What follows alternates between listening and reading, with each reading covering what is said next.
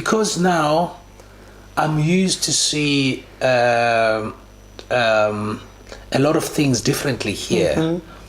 At the airport, you know, the beauty of South Africans, that was long time ago, and I went with my family there, which was beautiful.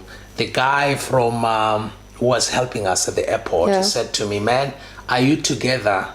Now pointing to Amahle and his mother, my son and his mother. I'm not going to mention their names. Maybe they don't want to be mentioned, just for privacy reasons. Otherwise, so as they called me, because now you have to say Europeans this side and South Africans this side, and she's white, I'm black, she's European, I'm not. So now my son is in the middle. What do you do? He's a South African, he's a South African ID, he goes with me, and then she goes that way, and the guy calls from a distance.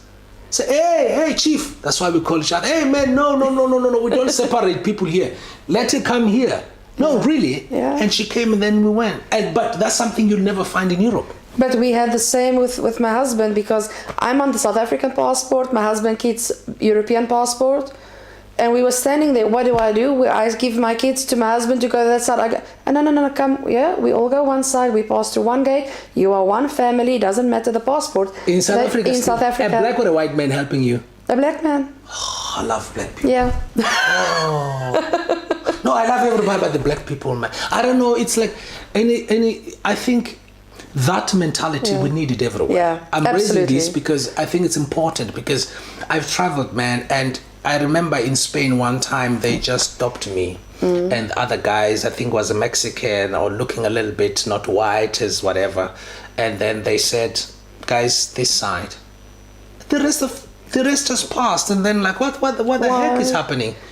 Your identity, please, your passport, 20 questions. Checking, and then I tried to be, and then somebody said, hey man, this is Spain. They can send you back here. And then I'm thinking, you know what, let me just not be. But as a South African, you can say whatever you want, but don't be racist, because I don't tolerate that. But anyway, it's okay. Larissa, not to dwell far to this, I want to now take you back home. Yeah. When you were growing up, how was it? When you grew up, most of the times, I suppose, it was it before or after apartheid? After apartheid. After apartheid. I was born in 1992, so... okay, so you were born during the times of apartheid, but the times you were still... That I can remember. There's nothing you can remember. Your eyes were just seeing whatever, things were better also at the time, were changing. But now tell me about the growing up in school, being taught, and what you learn from home, what you hear about what had happened, and how do you see the other side of the world in South Africa, I mean now. Because me, growing up differently, you are the kid of the 90s growing up, kid of the 80s growing up. It's different. That time the apartheid was strong, and the parties that were against apartheid, they were like, hey, Mandela should come out, we are fighting everybody. So it was different, but we knew that it was not about the black and white. That's not our political parties are made of. They were just against apartheid, because we had white people in political parties at the time. It's not something new. And so I won't talk about color here. It was not about color in that sense, to say like, if you want to fight with us, join us.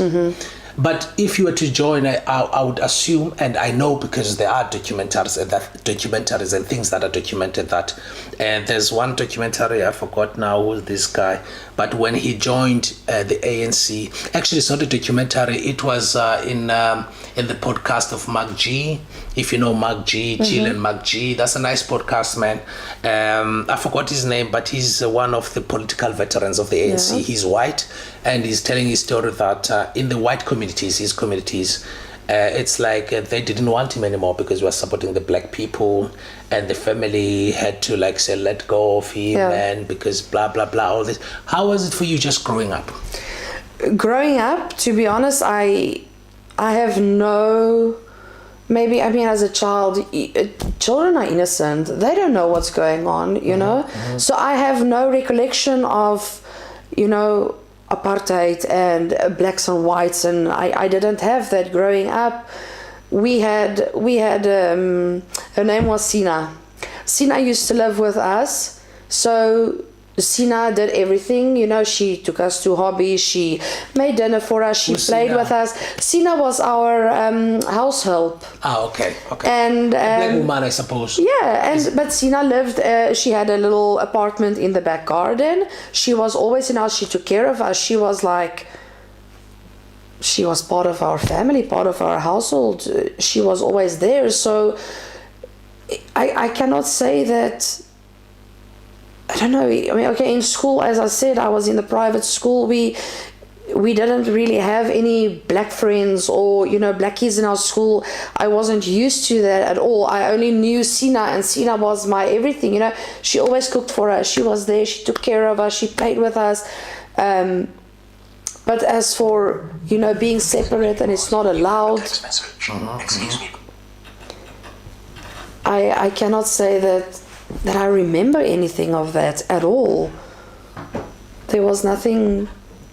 We only started learning about apartheid when I was grade 6, grade 7. In school now. In school. Okay. So when I was young, I didn't know what it was. You know what's funny about apartheid and some of the things that happened, even though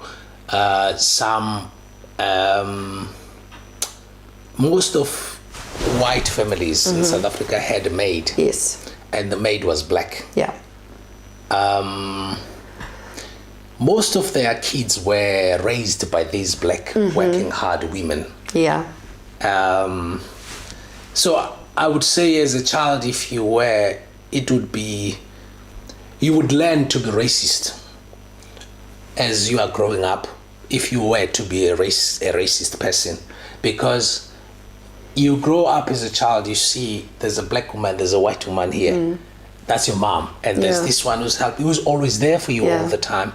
You grow a relationship, you love one another.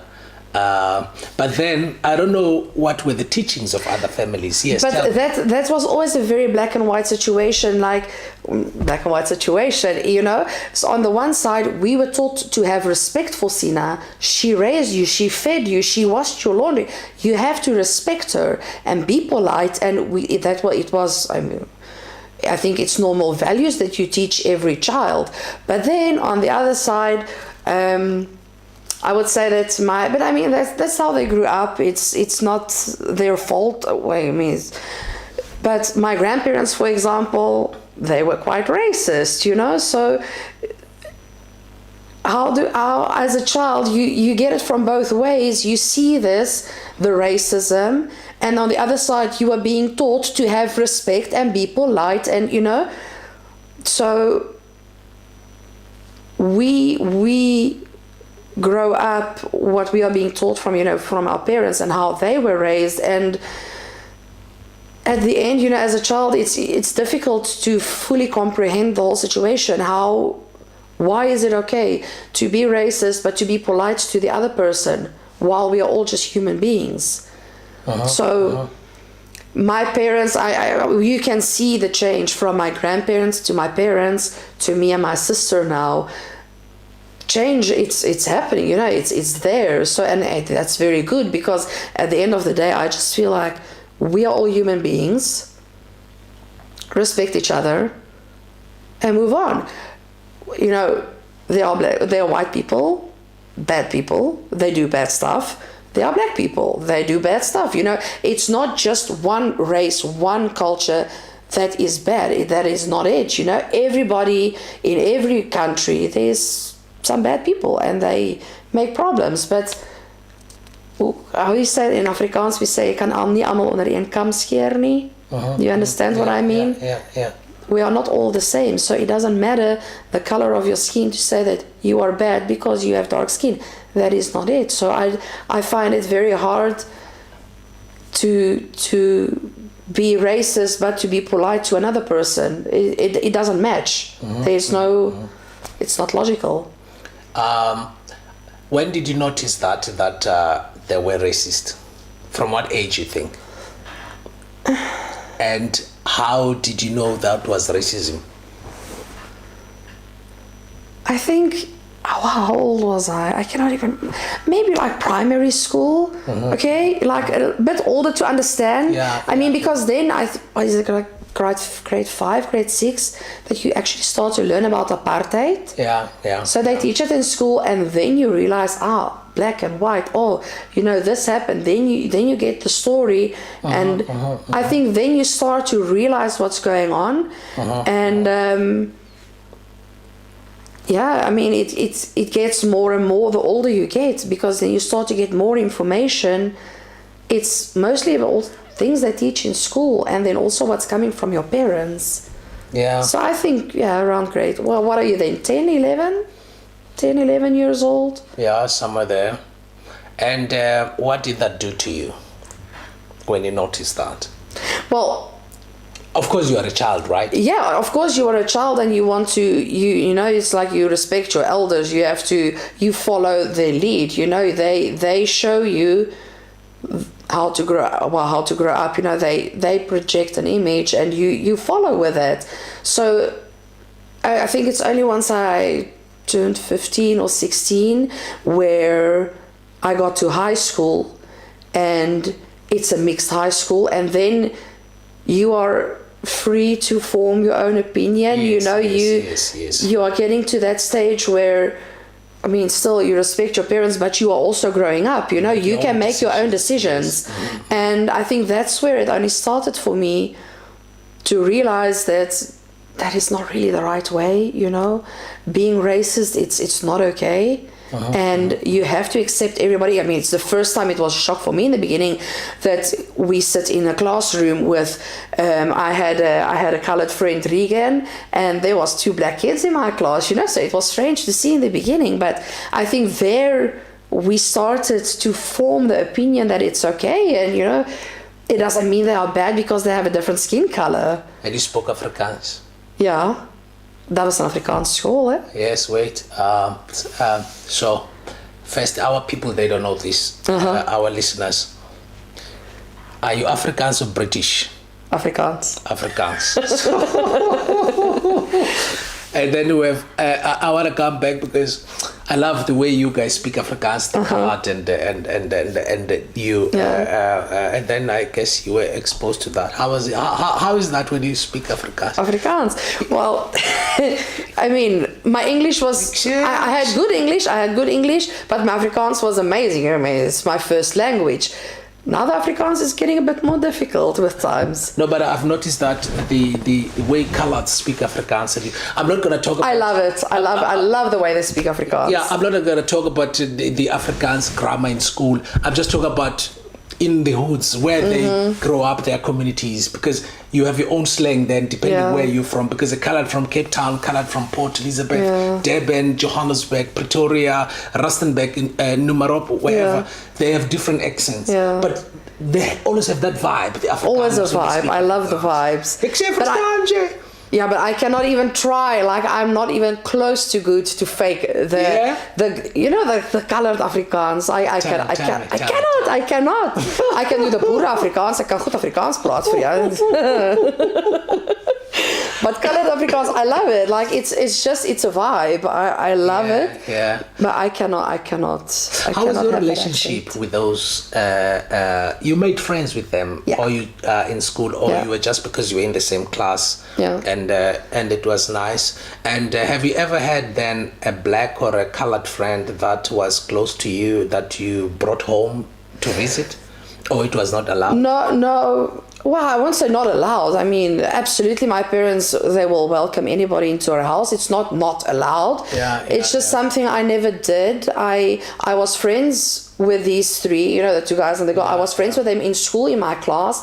We did projects together. We, had the cooking classes. And we were friends at school, but not the close friends that we take to each other's homes. We never did that. No talk, I'm just looking so that you are not late.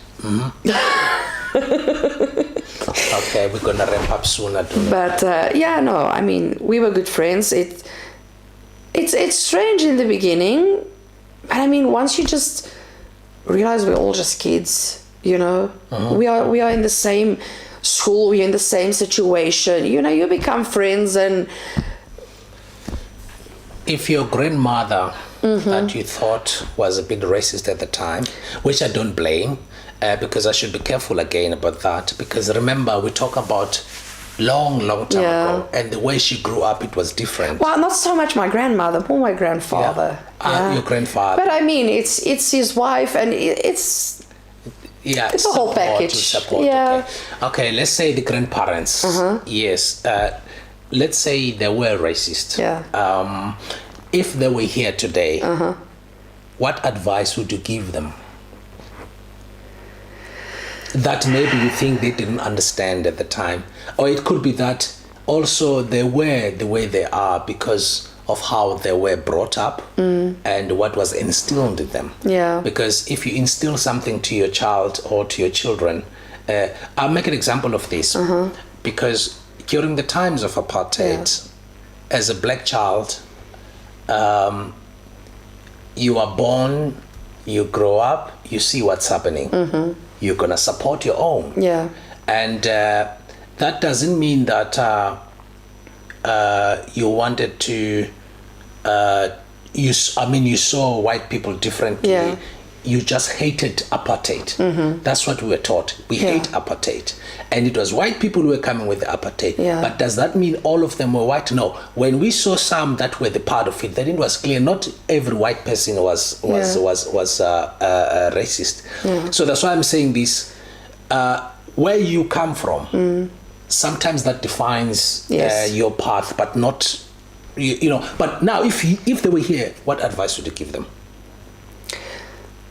That they should stop judging and that we are all just humans. Don't think that because, like I said, I mean, it doesn't mean that you are black that everybody is bad. I'm not black, I'm brown. Brown. Beautiful chocolate brown. Yeah. Just to see everybody as equal. We are all human beings. Okay. There's amazing people no matter what color of your skin. There's bad people no matter what color of your skin. Don't judge a book by its cover. Because time is running out for you, I'm trying to wrap up some few things. Your kids are Belgians. Yes. They're white. They're white.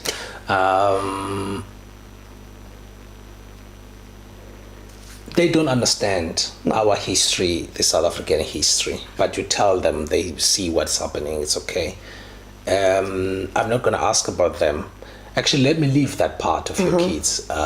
But your kids, if you were a man in this relationship, and your wife was a Belgian, and they were to carry your name, okay, Venter sounds, it's Afrikaans, it's Dutch, you'll feel that. If they were to be ill-treated because they had a parent who was not from Belgium, how would you feel about that? It will make me very sad. Because it's not their choice, it's not their fault. Well, not their fault, I mean, they haven't done anything wrong. Why should they be treated different? Okay. Do you think that this podcast is a waste? No. Why? Not at all. Because I think that there's not enough conversation about this. And by doing this and speaking to more people and broadcasting it on social media and, you know, for people to see, to hear different opinions and to see our point of view of things. Because I think there's a lot of people going through life with, you know, little eye shutters, just looking forward and going, and they are not open for other people's point of view on things like this. For what you have said today, somebody would be watching this. What would you want, or what would you wish that they take from our conversation? Though it was short, but we will have another one, don't worry. Absolutely. But what would you like that the person who's really watching this would take from it? Just to live in peace. Just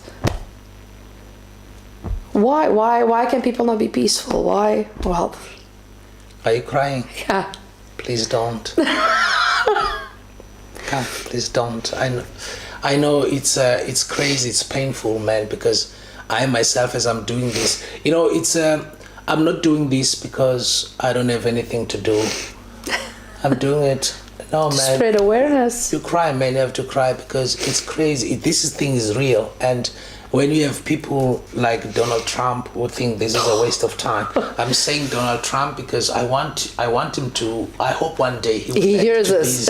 Because I'm still gonna say that because. Let's leave that part of Donald Trump because I've said a lot about Donald Trump in my podcast because you don't have time. If you were to die today, Yeah.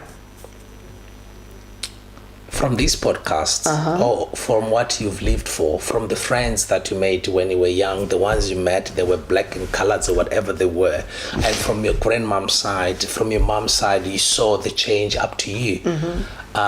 What would you want you to be remembered of in terms of these three things we talk about: diversity, equity, and inclusion? Now we're talking about your kids now. Yeah. Because remember, they will still continue, live and experience the same thing you have experienced yourself. So what would you... I don't want to talk about the legacy and all those. It's not a legacy. I want to say, how would you want us to go from here? To live with respect.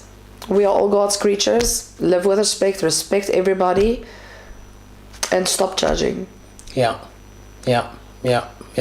Can you tell them? Tell them. Live with respect and stop judging people. Live in peace. Which people, especially this color? Everybody. Everybody. Every color under the rainbow. Larissa, one last question. I'm gonna go home now. Yeah. I'm gonna work on this. Yeah. And I'm thinking to myself, there's still a lot that I want to talk to you about, but that's for The next second time. Now we are leaving. I want to thank you. And sorry that you became emotional about this. That's okay. Because now that makes me understand how deep this really means to you. And one final message now, what you do want to say to our listeners, and then I'll... Keep on listening, keep on watching, and spread the news. And share it as much as possible. Tell them to subscribe. Subscribe. Absolutely. Ladies and gentlemen, this is Zuki Sanad from the Equity Revolution podcast. I'm with Larissa here as we're about to close this one up. Because of time, she has to go and take care of the family needs and family errands. So I would say thank you very much for listening. And should you have any questions, please contact the equityrevolution@gmail.com and we will reply to you. Or from this one, you can leave a comment. And she's here. Should you have any questions regarding this podcast, just leave comments there and then we'll reply as much as we can. And again, thank you very much. And to Larissa, I thank you for this. And thank you for having me. See it again for next time. And that was another test. Yes, we did it.